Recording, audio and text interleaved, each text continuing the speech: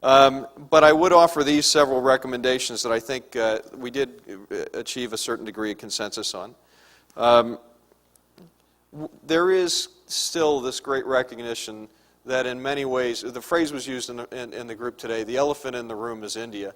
And unfortunately, we didn't have a representative from India on the working group. But the influence of India, the persistent perception of Pakistan, their rationale for strategic depth in Afghanistan, etc., leads us to continue to recommend that all efforts be expended to help either encourage the Pakistanis to reframe their strategic position or to actually go about resolving some kind of acceptable resolution of the India-Pakistan situation in their relationship.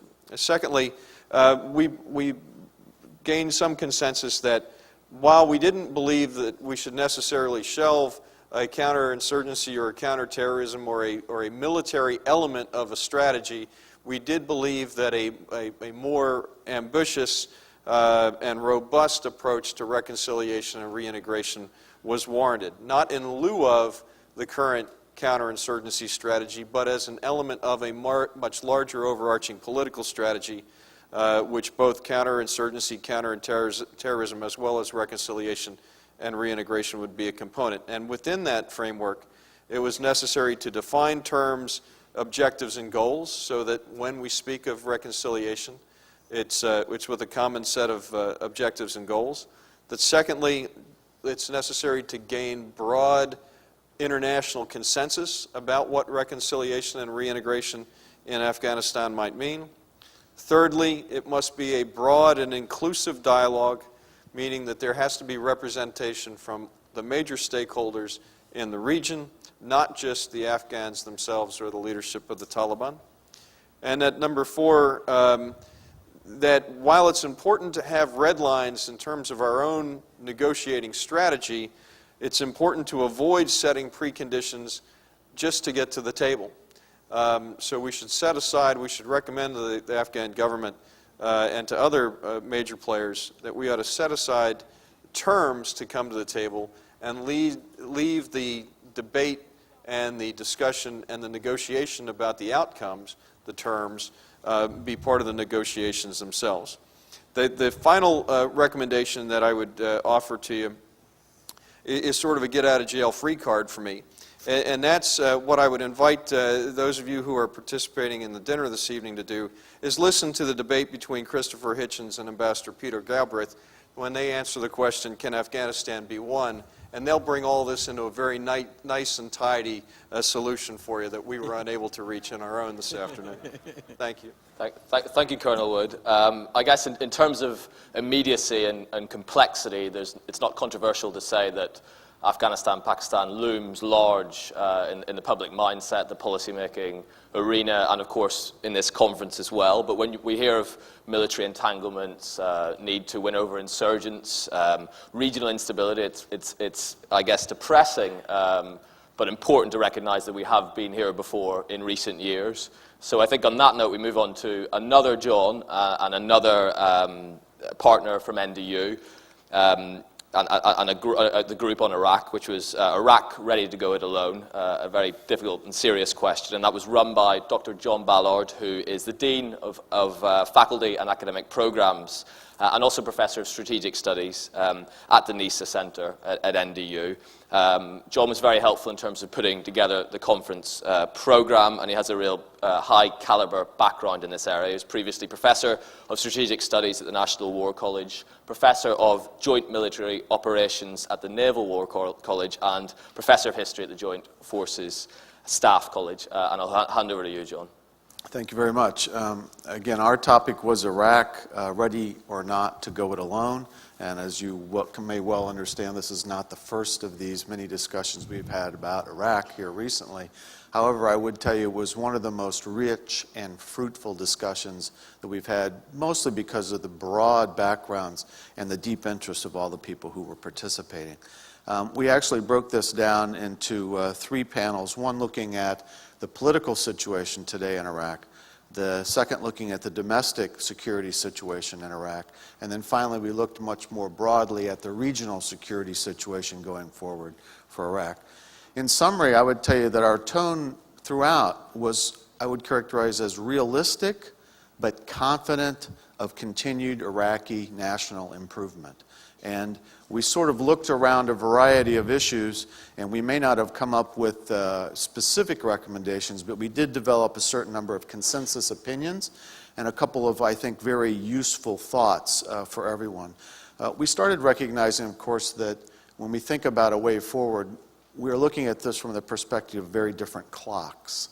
The United States, the Iraqi political clock, and the clock, of course, of the Iraqi people themselves. There is a SOFA agreement that has a timeline associated with it, and that drove us to a certain number of questions about how quickly or how well. Our first sort of conclusion overall was that we really think that whoever the next prime minister will be when Iraq finally forms its government, it will probably not be the current prime minister, and it may in fact not be the man who gained the most votes in the election. It will more likely be a candidate representing a broader constituency, and that person may indeed be a weaker prime minister than the current prime minister, in fact, has become over time. Secondly, we looked at a number of issues that have been brewing for a while in Iraq, and we determined that the issue of Kirkuk will not likely be solved anytime soon. It's very complex, but it itself is not likely to block forward progress in Iraq. Similarly, the passage of the hydrocarbon law, which many people focus on as a problem in the country, we felt that all that it represents will eventually come to pass, regardless of whether there's actually a law passed the way it is today or not. Finally, of immediate importance, we felt that the Iraqi security forces are really only designed for domestic security. And there are severe problems with their utilization for both border security and other functions within the state, but they certainly have not been built or designed to do any sort of external power projection. Now, within this consensus view, we also felt it very clearly that the current design of the Iraqi security forces is not self-sustainable. There has to be something else that comes along that allows them to fully carry out the functions, even of domestic security. And therefore, there is a problem if the SOFA is executed in a timely manner and if U.S. forces withdraw. If there is this new, likely more weak prime minister, it will be difficult, if not, we think, impossible, to negotiate a new status of forces agreement. That puts us in a difficult situation. It was characterized in a variety of ways, all derogatory, but essentially we're in a very muddy, very difficult solution where more needs to be done, but neither government could be viewed as backing off of the timeline as currently announced. Some of our other consensus views. Most of Iraq's regional neighbors are weary of a military powerful Iraq or a strong central government in Iraq. On the positive side, most Iraqis are learning, however slowly, to hold the central government responsible for their lack of essential services. And we're seeing increasing civic activities that will become important as time passes in Iraq. We feel fairly strongly that Iranian influence in Iraq will continue. It will be important. It will probably not grow, but it's always going to be a very difficult and complex circumstance between the two nations. As we looked around the region, we also felt that the future of Iraq would not be constrained by a lack of strategic relationships with other regional powers. And what we're speaking about here is Turkey, for example, which has changed its relationship significantly, its global relationship significantly, but certainly is evolving its relationship with Iraq. And we talked a little bit about the lack of impetus on the part of other Arab states to join in with Iraq and deal with Iraq's security problem.